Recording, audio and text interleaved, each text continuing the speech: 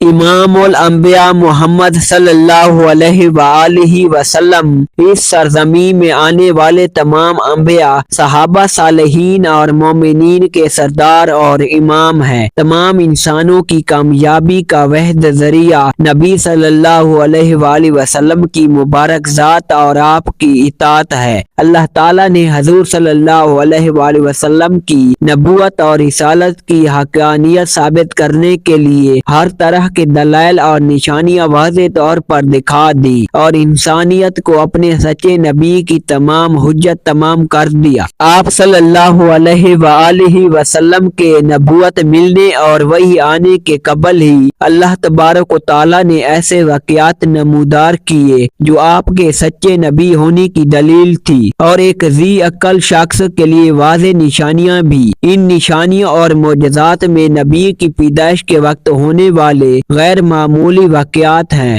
جو اس وقت موجود لوگوں نے اپنی آنکھوں سے دیکھا اور آپ کے نبوت کے گواہ ثابت ہوئے۔ جس رات اللہ کے حبیب محمد صلی اللہ علیہ وآلہ وسلم اس دنیا میں تشریف لائے، اس رات مکہ اور عرب کے لوگوں نے بہت سے عجائب اور مافوق الفطری چیزیں دیکھی۔ یہ باتیں نہ صرف اسلامی تاریخ بلکہ فارس کے زرتے کی تاریخ میں بھی لکھی ہیں جو عرب کے پڑوس میں آباد تھے۔ عام الفیل والے سال عرب میں ایک روشن سورج طلوع ہونے والا تھا جس کی بشارت نبیوں نے سینکڑوں سال قبل دے دی تھی اور بہت سے لوگوں نے پیشن گوئی بھی کر دیا تھا۔ عرب میں اس سال ایسے واقعات ہونے لگے جو اس بات کی نشانی تھی کہ ایک نبی مبعوث ہونے والے ہیں۔ اس سال زمین سرسبز ہو گئے، فصلوں میں اضافہ ہو گیا، درخت پھلوں سے بھر کر جھولنے لگے، بارش خوب ہوئی، گویا یہ خوشحالی کا سال تھا۔ قریش مکہ نے ایسا موسم کبھی نہیں دیکھا تھا۔ ایک روایت میں آپ صلی اللہ علیہ وآلہ وسلم نے فرمایا کہ میں اپنے ابراہیم کی دعا ہوں، عیسیٰ ابن مریم کی بشارت ہوں۔ میری ماں نے یہ خواب دیکھا کہ ان کے جسم سے ایک ایسا نور نکلا جس سے شام کے محلات روشن ہو گئے۔ جس رات نبی صلی اللہ علیہ وآلہ وسلم کی پیدائش ہوئی غیر معمولی رات تھی، جس کے متعلق آپ کی والدہ حضرت آمنہ فرماتی ہیں کہ مجھ سے ایک نور نکلا، میں نے دیکھا کہ اس سے شام کے شہر و بصرہ کے محلات روشن ہو گئے۔ میں نے چند ایسی دراز تک عورتوں کو دیکھا جیسا کہ وہ عبد مناف کی بیٹیاں ہوں۔ حضرت آمنہ فرماتی ہیں کہ میں نے دیکھا کچھ مرد فضا میں اپنے ہاتھوں میں چاندی کے برتن لیے کھڑے ہیں۔ اس روایت کو امام حاکم نے نقل کیا ہے، جس کے متعلق امام سیوطی نے لکھا کہ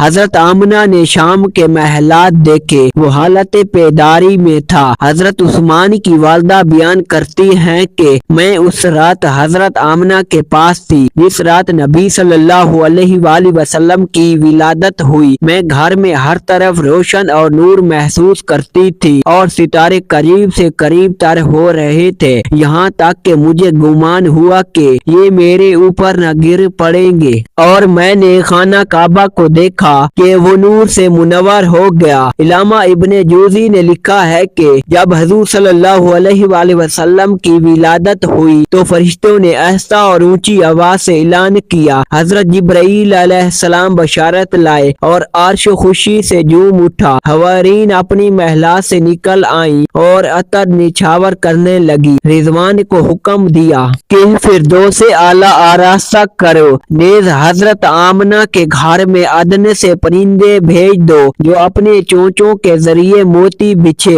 حضرت آمنہ کے ارد گرد فرشتے کھڑے ہو گئے اور انہوں نے پر خوب پھیلائے۔ نیز تسبیح و تحلیل کرنے والے فرشتے اس کثرت سے اترے کہ تمام رہبر بھر گئے۔ علماء مفسرین نے لکھا ہے کہ آپ جیسے ہی اس دنیا میں تشریف لائے، خانہ کعبہ میں کھڑے بت جس کی قریش مکہ عبادت کیا کرتے تھے، یعنی تمام بت زمین کے بل گر پڑے۔ کچھ محدثین نے لکھا کہ اس وقت دنیا کے تمام بت اوندھے منہ الٹ گئے۔ یہ وہ واقعات تھے جو نبی کے آنے کی خبر دے رہے تھے۔ ہزاروں سال سے کی جانے والی پیشن گوئی اس رات مکمل ہوئی۔